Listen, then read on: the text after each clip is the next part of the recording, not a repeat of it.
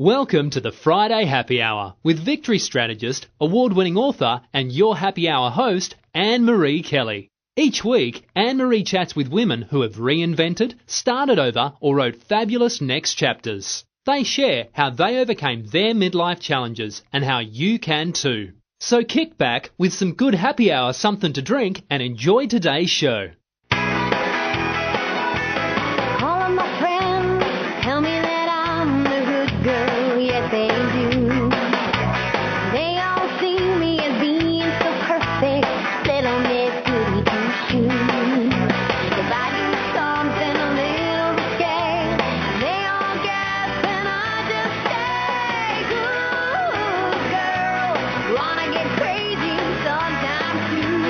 Listening to the Friday Happy Hour with me, Annmarie Kelly. I'm that recovering good girl and your victorious woman empowerment partner. This is where us victory chicks and you men who care about us meet on Fridays to chat with things we can do to overcome our challenges, get empowered, and make our lives sparkle. Thanks for joining me again for Happy Hour. Listen, do you ever think about dying? Well, today's guest does. Well, it's not the actual dying part she thinks about. It's what happens immediately afterwards, the funeral part. Kylie Tevlie's here today, and she's our guest, and she's on a mission. If you don't want and we'll talk about it in a couple of minutes, if you don't want your funeral to be sad and depressing, you'll want to listen to Kylie's tips, so stay tuned. Now, you all know I'm working on my next book, The 5-Year Marriage, and that I started a year ago. And actually, it was longer than that. I wrote the draft for this book about 20 years ago. But it was a couple of years ago when I took it out of the box it had been in for maybe 15 years. And last year, when I finally decided to work on it again, it was a whole new experience. I took it on vacation with me, and I read it again, and I thought to myself, this is going to be good. Because it's going to be easy because it's already in good shape and I should be finished by Christmas. Well, if you've been listening, you know, in spite of spending almost a week on my personal writer's retreat in Gettysburg last December and taking half a week in Avalon this past May, it's still not finished. Well, actually, the writing is finished and the work is good, even if I do say so myself. However, it's the editing that's been making me crazy. Now, as an author, I know things have changed in the world of publishing, and people post their books on their blogs, and then they turn them into ebooks and sell them as downloads, and they never even go to paper. They never even get traditionally published, and not even traditionally published. They never even get really published. But in fact, it was so funny this morning. I was in the lab getting blood work done for my annual physical. And, of course, not knowing how long I would be there, even though I had an appointment, I brought a book. In fact, you know what? It's the one I'm reading for next week's guest, and it's all about manifesting money. So I think you'll like it. Anyway, I was checking in, and there was a man standing next to me also checking in. And he looked at the book and said, "Oh, you brought a real book." Well, I laughed, but anymore, doesn't it seem almost odd to see somebody actually reading a book? A hard copy book instead of reading it on a tablet? People still read books, but they're on their tablets. Well, at least that's been the trend. But I'll tell you what, when I was at the Book Expo in June, I went to a workshop where they were talking about hard copy versus EPUB books. Now, for about the last 6 years, EPUB books, you know, Kindle-style books, have been outselling the paper, but not in the past year. I personally was very excited about this. For the first time in years, paper books outsold e-readers. So it looks like if it happens again next year, then maybe that'll be a trend. And that was great news for me. Because I love books. I love feeling the paper. I love turning the page. I love marking it up. I love dog-earing the pages that I want to go back to. All that. Reading is almost a kinesthetic experience for me. And kind of an emotional one. I think I sort of have an emotional attachment to the paper. When I read a paper book and I love it, it brings me back to when I was a kid, to when I got lost in the magic of my first books.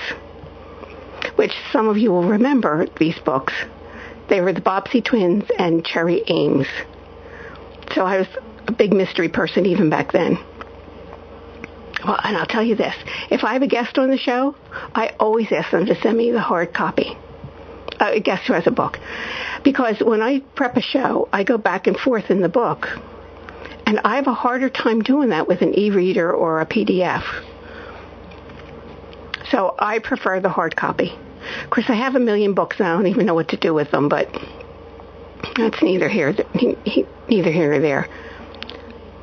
But back to the editing. As an avid reader, I know editing is important. But Victory checks and you guys, you'd be surprised by the quality of some of the books I get for our Friday happy hour. And I was complaining about the questionable quality of those books to another author, and she said, these days, so many books, especially small press books, are edited in the Philippines.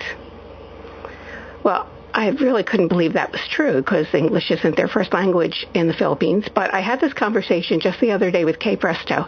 And you might remember Kay Presto. She's the racing car journalist who joined us for Happy Hour just like maybe a month or two ago. And she just wrote a young adult book about go-kart racing. Anyway, we were talking about this Philippines thing, and Kay said she believed the editing thing because when she sent her well-edited version of that book to her publisher, they sent it out for an additional edit. And when she got it back, she said it was filled with typos. And she said, I don't even know what they were thinking that they edited, but what was well-edited was no longer well-edited. Well, unfortunately, I think that's a trend. That might even be starting with some of the big publishers, ones like Simon & Schuster and HarperCollins and Penguin Random House. At least that's what one woman from one of those publishers told me recently. And you know why? Because it used to be that once an author got her book to a publisher, it would go through 6 or 7, 8 rounds of editing. Now, between that and other book things, like, the book cover and stuff, it could be 2 years until the book was in print. These days, with small press, print on demand, and self-published books, they can get out so much faster. In fact, that's how something can be in the news this week, and then next week, someone has a book on on exactly that subject. And it's not that the book gets written that fast, not that it couldn't be, but it usually is more like that. What happens is that the book is already in the works, and when the subject comes out as a hot topic in the news, that book gets pushed to the top of the publishing pile. And maybe it got, an edit or two. But the goal was to get that book out fast while the topic is still hot. And that's what happened with 2 psychologists I met in New York about 6 or 7 years ago. They wrote about men who cheat on their spouses. And it was around the same time, it's like right after like a lot of cheating spouse things became public, like when John Edwards was caught cheating on Elizabeth Edwards, and David Letterman came out on his show and talked about, all that stuff. But the big cheat, and the one that got the most press and was freshest in people's minds at that time, was Tiger Woods. So they retitled their book The Tiger Woods Syndrome. And they threw some stuff in it about Tiger Woods, but the book was already written about cheating spouses. They just had to customize some things to include Tiger Woods examples. I've seen that happen with a lot of books about scandal, but also a lot about political things. So big publishers have to be able to compete with small presses. And I guess in the process, some quality gets sacrificed. So anyway, I had one publisher who edited my book. I don't like that sacrifice and quality thing. So I had one editor who she edited my first book, Victorious Woman. And she was wonderful for that. And Victorious Woman wouldn't be as good as it is if it wasn't for her.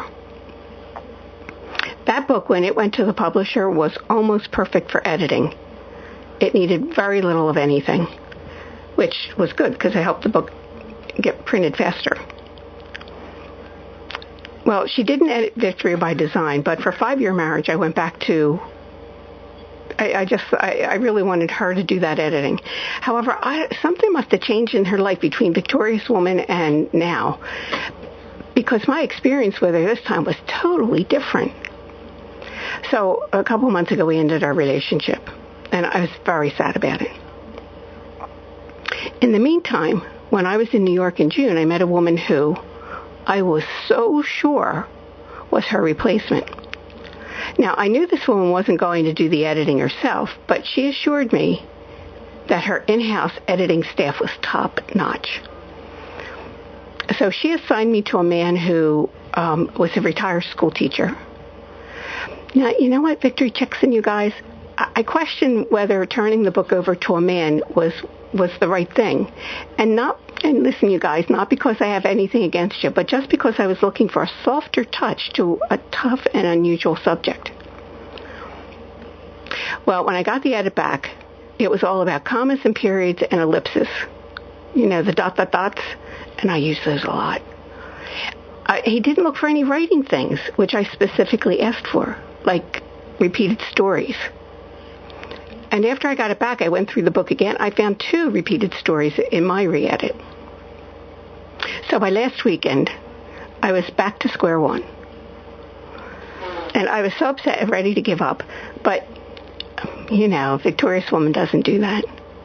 So I reached out for some help. And this past Wednesday, I met with a couple of our happy hour friends. You know Kathy Sikorsky, our elder care attorney who talks about caregiving, and Donna Kavanaugh, the publisher who writes about humor. They helped me get back on track. And yesterday I hired a new editor. So listen, I'm asking you all to send me some good energy, because I really want to get this book finished. You know, I really understand why F. Scott Fitzgerald and, people like F. Scott Fitzgerald and Ernest Hemingway drank. And they didn't even have cut and paste. So I don't know how they did it. But listen, Victory checks in, you guys. While I have a different idea for funerals, Kylie Tevlie has a different idea. Well, now I'm getting ahead of myself. While I have a different idea for marriage, Kylie Tevlie has a different idea for funerals. And she's here to tell you about them. So go get some happy hour, something to drink, and get ready for some fun on a serious topic. You're listening to the Friday Happy Hour. Remember when you wished you had more time for yourself? And now you have it, but you notice you're keeping busy with stuff, but that stuff isn't making you feel happy or filled up? And when you think about what would make you happy and filled up, you get stuck or feel overwhelmed. And then you go back to what's more familiar, more comfortable, even if it's not making you happy. Wouldn't you love to find a way to start making sense of that deep discontent you're feeling? Well, you're not alone.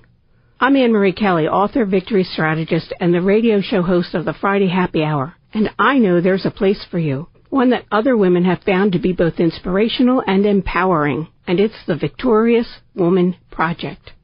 Go there now and get on my mailing list, where you'll be the first to know about my upcoming online workshops, teleseminars, and more. And while you're there, take a couple minutes to look over my blog. You can download some of the free stuff I have for you and let it get your creative juices going. I'm looking forward to meeting you at the Victorious Woman Project. And that's at www.victoriouswoman.com.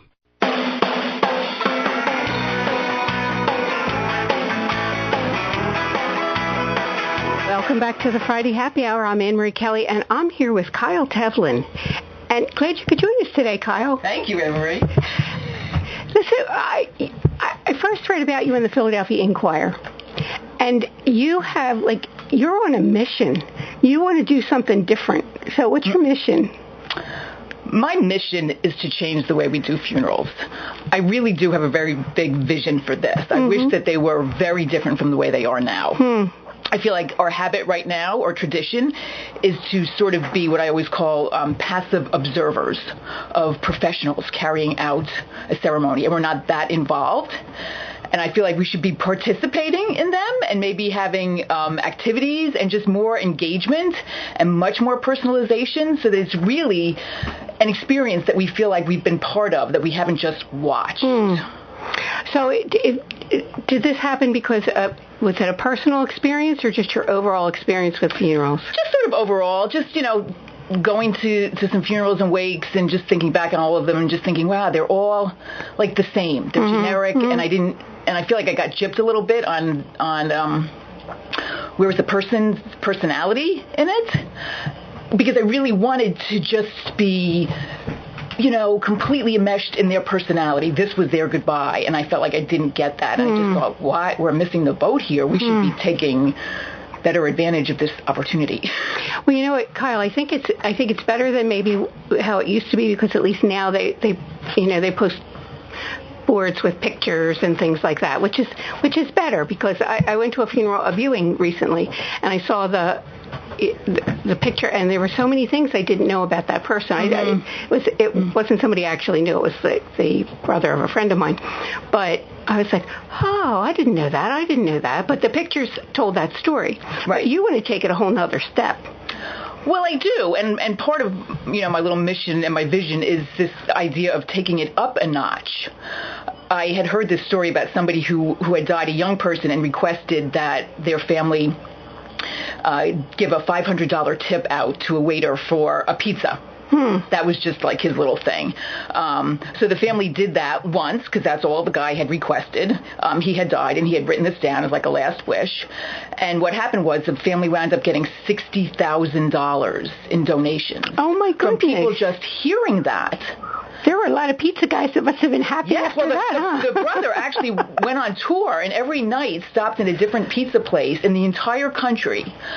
He went to every state, and every night gave $500 to a waiter or a waitress for their pizza. Wow. And told the story of why they were doing this for their brother. And I just thought, one, like, we're totally missing the boat. Why aren't we doing this every time somebody dies? Like, rolling up our sleeves and saying, well, what are we going to do to honor that person?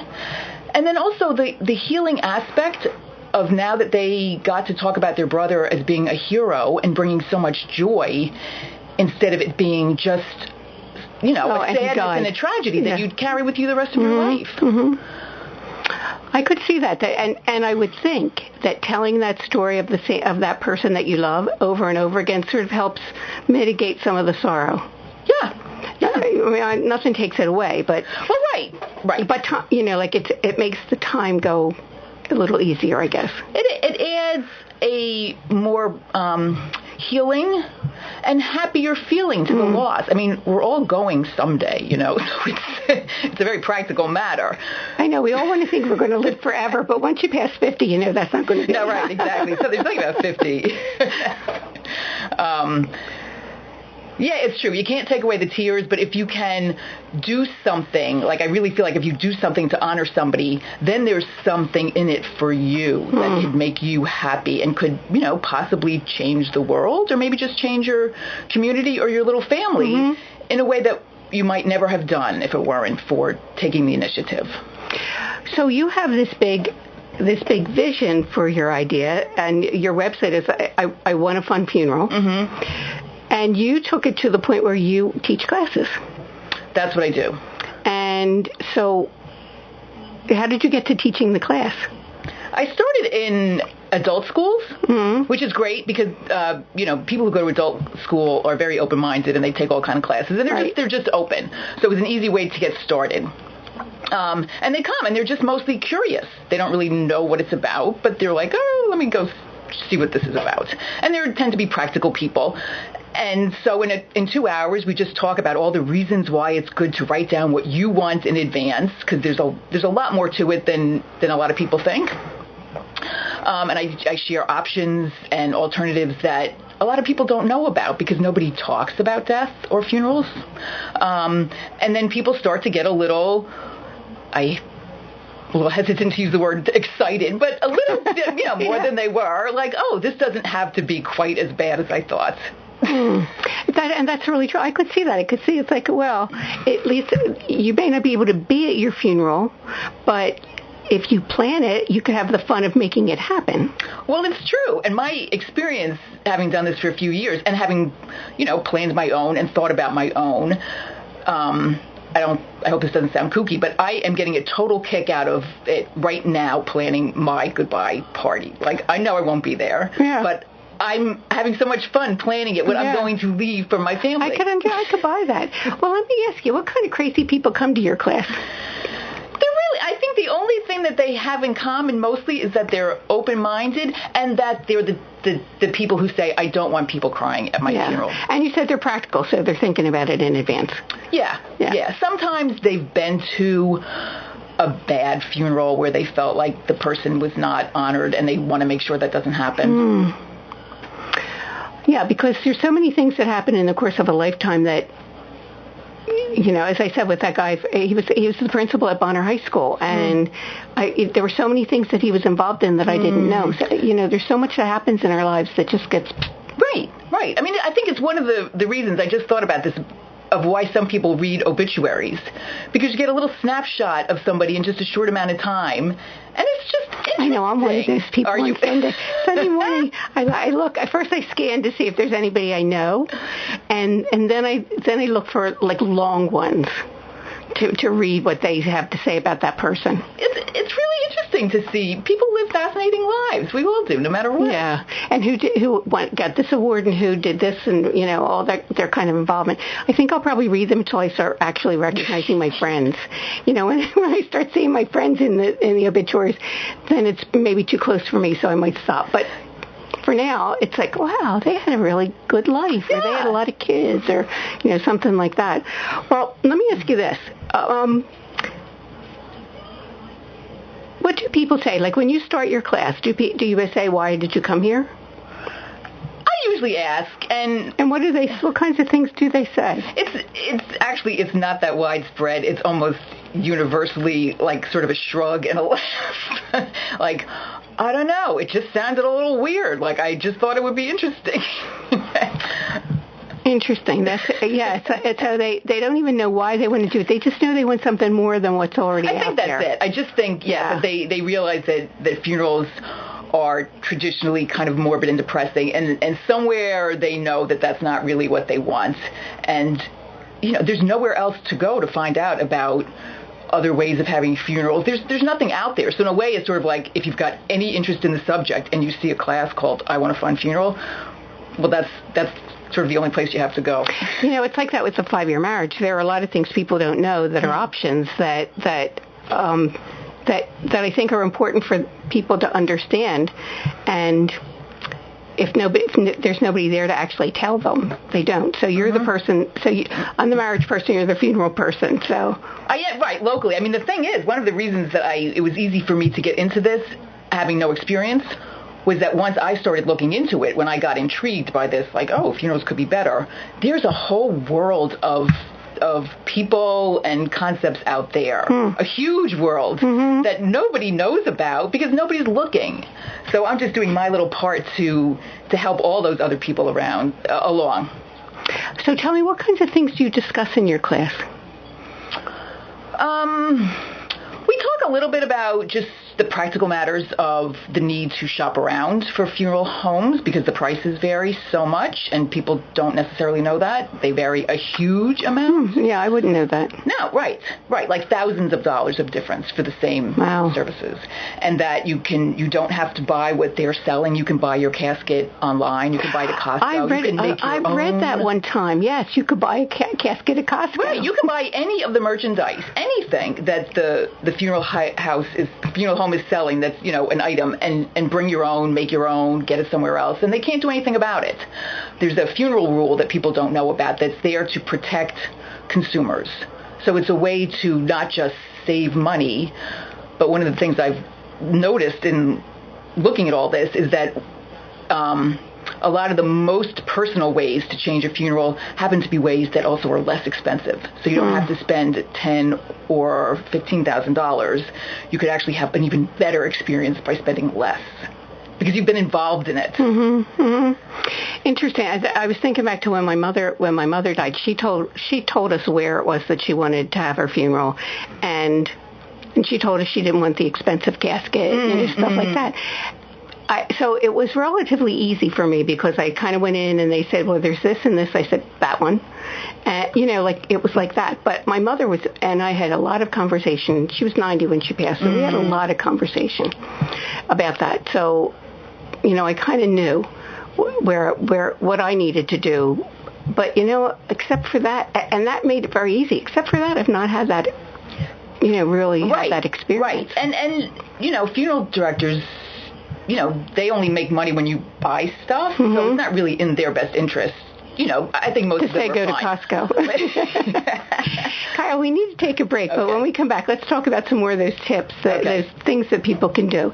Everybody hang tight. You're listening to the Friday Happy Hour. Hi, this is Annmarie Kelly, author, victory strategist, and the radio show host of the Friday Happy Hour. I trust you're enjoying my conversation with this fabulous, victorious woman. If you're getting inspired with ideas and feeling empowered, this is just the tip of the iceberg. There's more for you. Tips, downloads, resources at the Victorious Woman Project. Go to victoriouswoman.com and look around and get on my mailing list so you can be the first to know about the newest good things I have for you. That's www.victoriouswoman.com.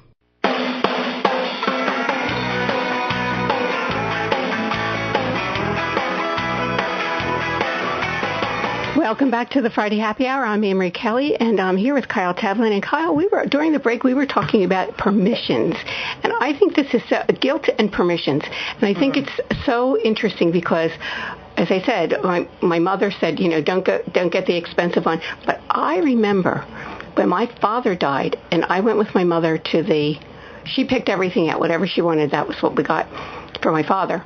But when I went with her to the cemetery when she was picking out the headstone, and I remember the guy saying to me, he's showing me like pieces of granite, and he's saying, this is Barry granite, and this is this, and this is this, and I was looking, and he said, you would want to give your father the best, and I'm like, my father's dead.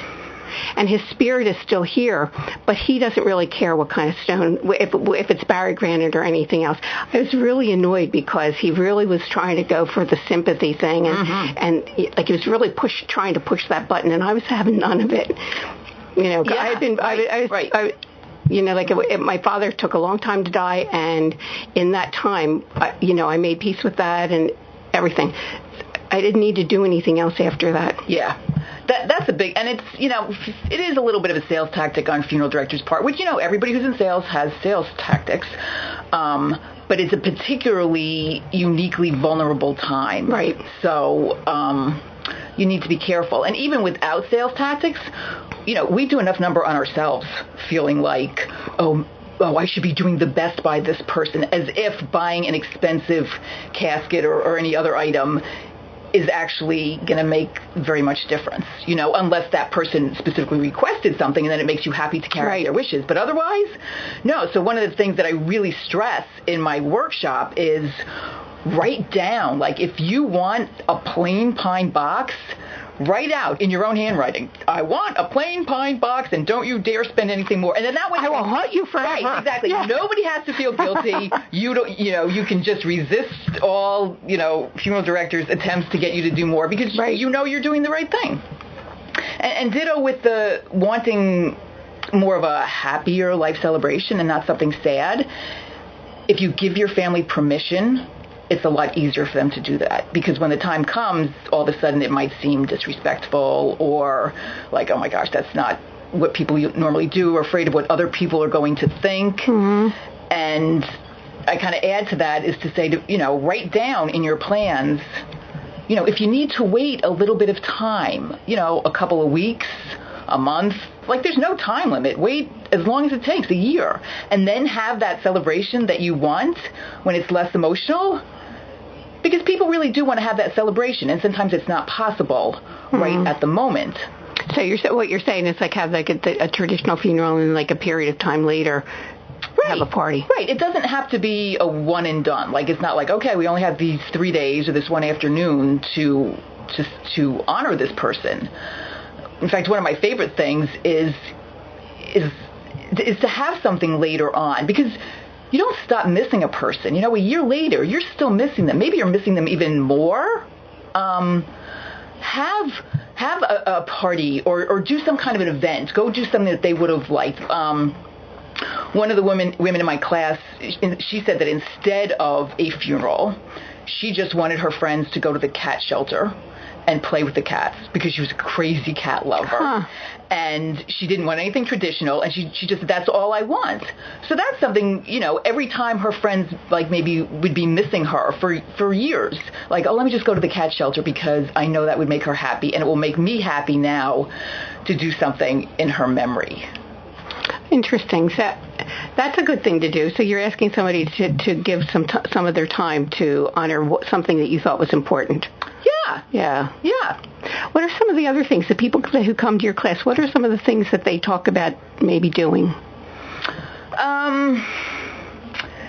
Let's see. I feel like I've heard more interesting things reading about stories that are really just very inspiring. I'll just share one with you. One was a 5-year-old girl who died, and she had been sick her whole life, so her parents knew she was going to die.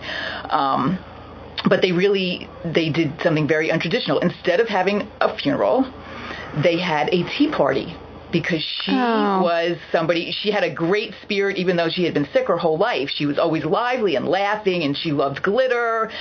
Just very lively, vibrant little girl. So they had this big tea party. They had a cupcake station where people could decorate their own cupcakes. Oh, they cute. had a fingernail painting station because she always wanted her fingernails painted for all the kids. They had all of her toys there for the kids to take home a toy. They had all these balloons. Like, there was nothing about it that was a traditional funeral. But they felt like this was her personality. Like, there was no other way for them to say goodbye to her.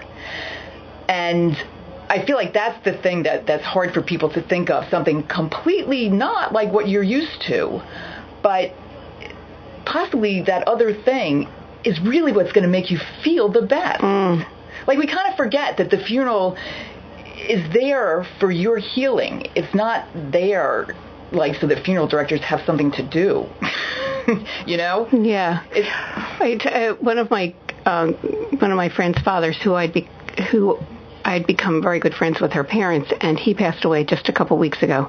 And so her mother passed away earlier this year, and he passed away in July, just days before his birthday. And first of all, I'm always amazed at how much power the soul has, even at the end, because if he always wanted to be, they were the same age. If he had waited till his birthday, he would have been a different age than she was when she passed away. So I thought that was so interesting, and I was telling my girlfriend and I were talking about it.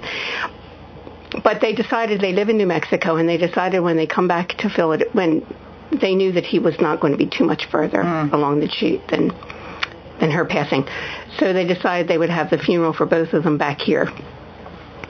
So we were talking about what they're going to do. They're having it in September, and one of his big things, there's a place in South Philadelphia called Dante and Luigi's, and there's a particular dish that's their specialty. It's the only thing I ever get when I go there. So they're having that brought into the funeral luncheon, to the memorial service, and they're having cannoli from someplace else.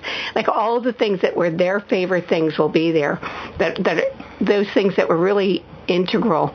It wasn't just that they went to that restaurant, but when he was a kid, I don't know if you know the Maggio cheese. I think Ricotta so. cheese. It's that family. So when he was a little kid, he used to go to Dante and Luigi's and deliver ricotta cheese to them. So there was like all of that was part. They did a lot of good thinking about what they were going to do to honor their parents.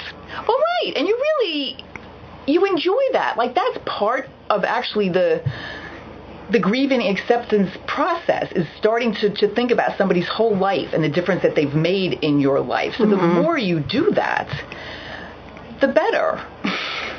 That's really true, because if you have the things that they've asked those of us to all write stories. Like, what's one story that you remember about my father that you could tell us? And one time when they were at my house for dinner, he used to tell this story about how he met his spouse, and they were teenagers. It was a great story, and he told it. It was like, by the time we heard it the first time, he had told it so many times it was scripted. And we heard it a lot of times, and my spouse used to love hearing it. So one time when they were at a house for dinner, we videotaped them. It's the only videotape of him telling that story. We heard it so many times, but I'm sure that his family heard it like 1,000 times.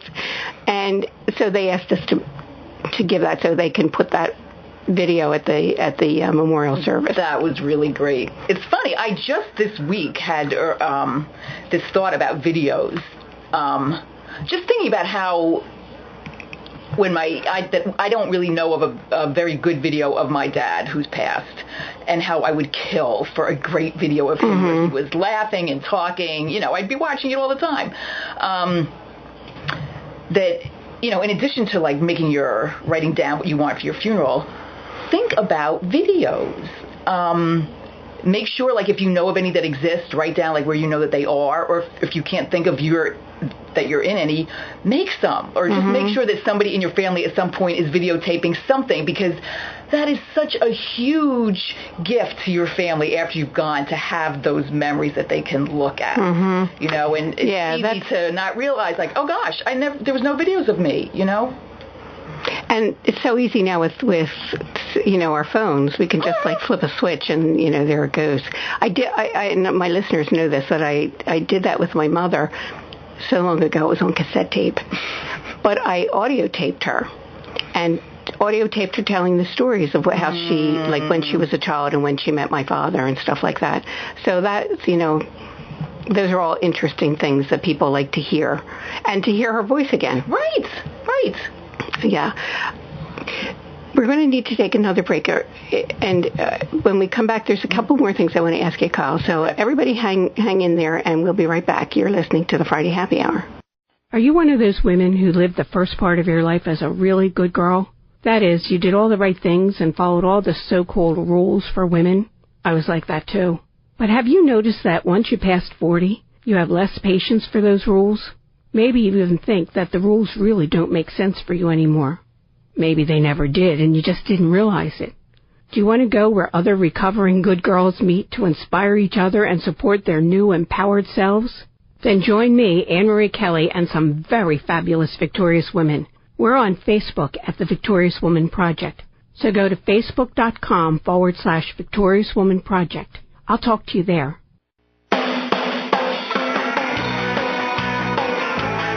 Welcome back to the Friday Happy Hour. I'm Annmarie Kelly, and I'm here with Kylie Tevlie. We're talking about your funeral.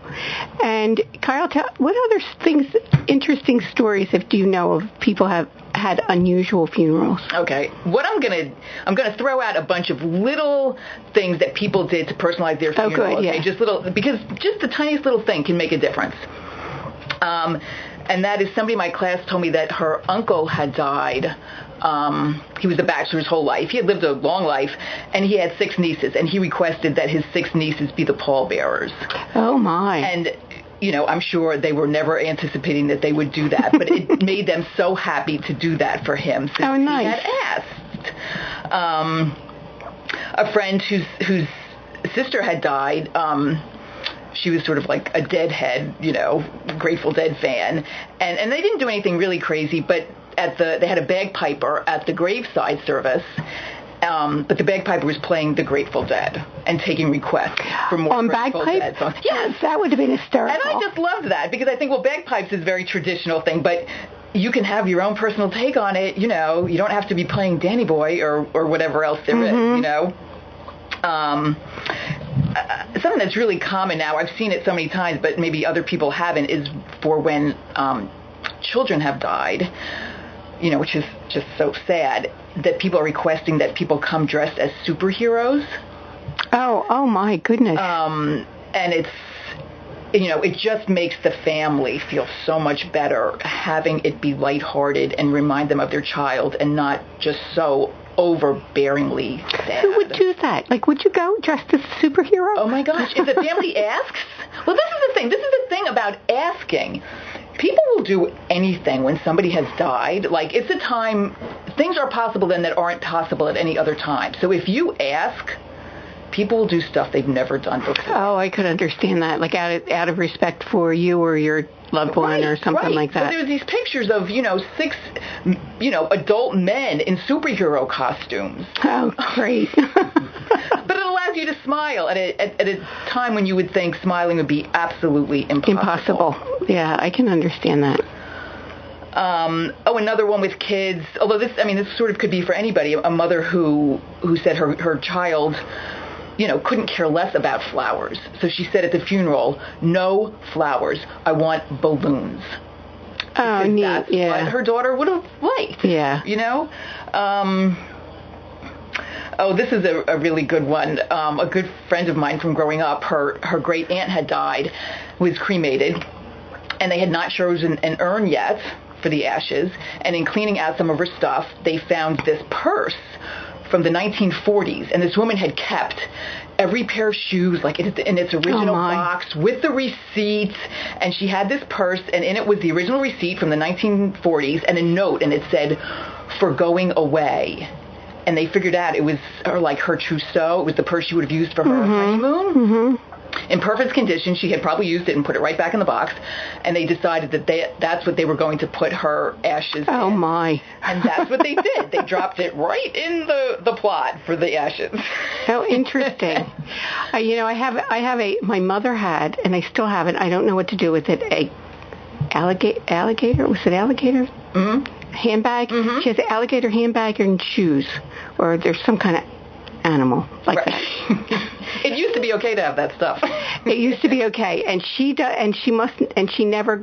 rid of a lot of stuff. I didn't have a lot of stuff to get rid of when she died, but that was one of the things. And I thought, and as you're saying that, I'm thinking, she didn't get cremated, but that's, I could have put it in the coffin with her. Right. And I didn't know this till I started, hearing more stories, but apparently people put all kind of things in caskets, and even for people to be cremated. Like sometimes they say, oh, there's so much stuff in there the body can barely fit. And it's perfectly, like, there's no law against that. I never would have thought about it, but, these things make people happy. Well, when my mother moved out of her house and moved she moved to Marist Grove, which is in this area. She could decide on everything else but her wedding dress. Mm. And so the day that we moved, I just said to my spouse, I said, just put it in the basement. I don't know what to do with it. I can't throw it out because she can't throw it out, and I don't know what to do with it. So when she died, it had a lot of ruffles.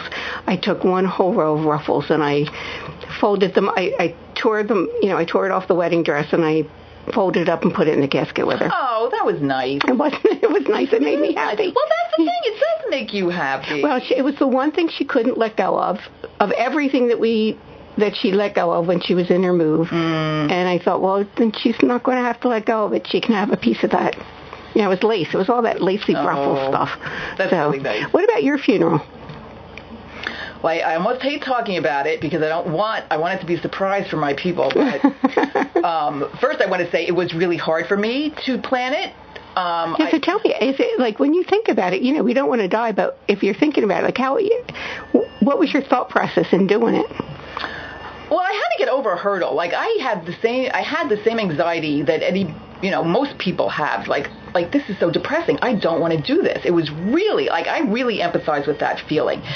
And it wasn't until literally I was holding my first event to have people play in their own. Like I was doing it. I was taking the class at the same time I was leading it because I had not at that point gotten my I've done that. I have a goals workshop that every once in a while I take along with my class. So I was doing it at the same time. And then that was when it okay, I got it. Once you take the first step, it's fine. It's just the first step. You make a decision. You make one small decision. Okay, I know I want to be I'm going to have my body donated. So it's okay, I made one decision. Okay, I can make another little decision. And then you get used to it. And then if you stay with it long enough and you make sure it's done, then it really does become like any party that you're thinking of, you just keep getting ideas. So for me, I am donating my body to Pennsylvania Medical School. So there'll be no casket or anything. But I also have a favorite little activity that I've heard, that instead of buying a casket, you make your own casket and then you have the family stay at home or wherever you could, have this casket, and they decorate it. Oh, my goodness. And this is especially good for, like, say, a grandma or grandpa, because then you've got the little kids involved, or, anybody where there's a big family. And you've got markers and stickers and anything, decoupage, anything, leave notes, put pictures, and you decorate this casket.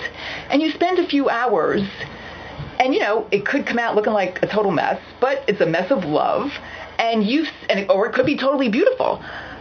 But the family has spent this time bonding and talking about the person, and what a memory, So here you haven't spent $5,000 on a casket, but you have something you'll never forget for the rest of your life. So then you keep it. You don't bury that. No, you can bury. You bury it. Oh, you can. Yeah. Because caskets are they're big items to have hanging around your house. If it's big, yeah. Yeah, but you've had that experience. So I love this idea so much, but I'm not going to have a casket since I'm donating my body. But I'm telling my family they need to get a miniature coffin, and I've left them some ideas for where you can get a miniature coffin, and they have to have a little event where they stay home and decorate it. Oh, cute. And like throw stuff in it, like somebody would make a little doll of me, put in it. I want them to do that. I want to, with all the stuff that's left wherever I'm living, and by the way, I really want to live to 100, so I'm hoping this is way in the future, to have a silent auction with all my stuff. And the money goes to my favorite charity, the Hunger Project. And I'm leaving a bunch of requests because I got this idea from somebody else. Just because of this special time that people do things they've never done before, you make these requests. Just for one, I've shared this before so they know, like, I'm requesting that somebody in my family or a friend goes on an African safari. Because it's something that I've done and loved. And I know people like, oh, I would love to do that. And they probably won't because it's very expensive and blah, blah, blah. But if I've left this in my last wishes, somebody will go do it.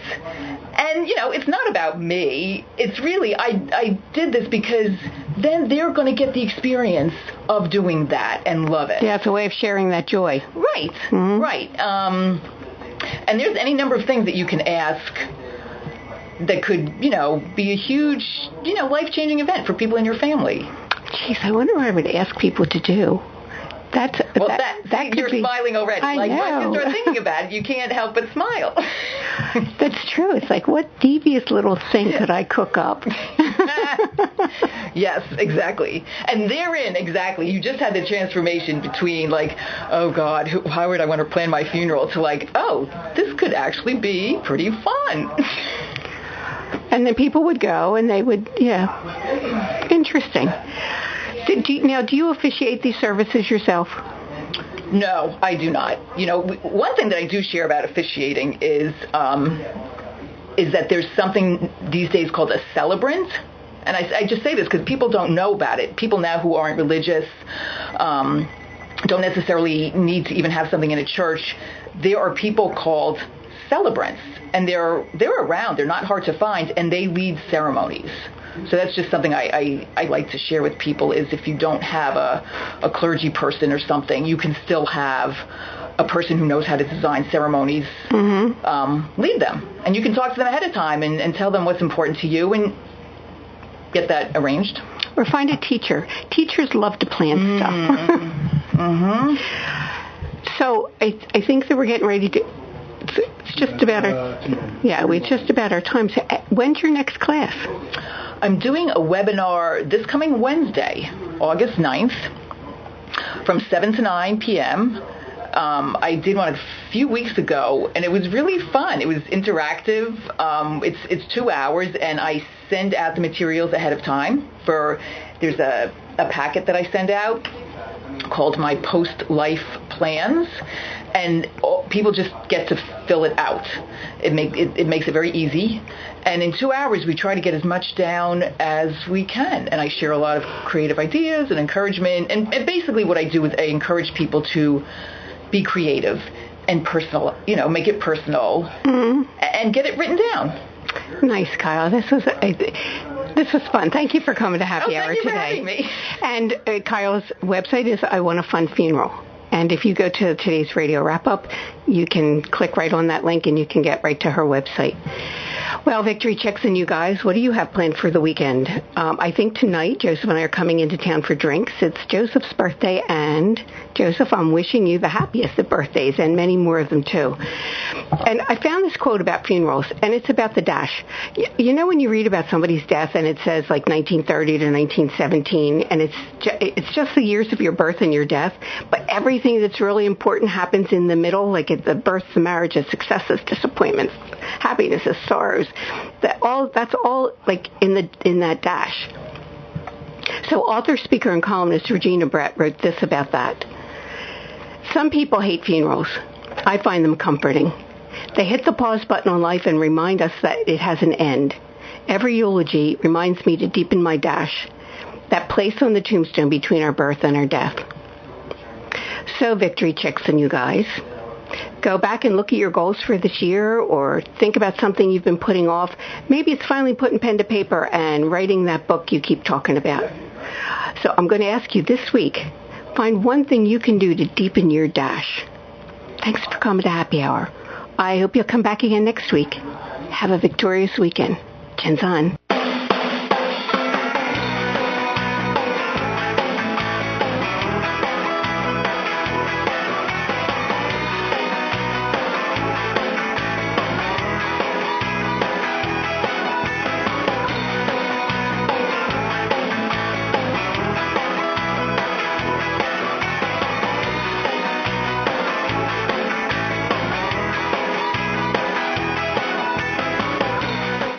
Thanks for listening to this Friday Happy Hour. Make sure you subscribe, rate and review today's show. And join us again next week for the Friday Happy Hour with Annmarie Kelly.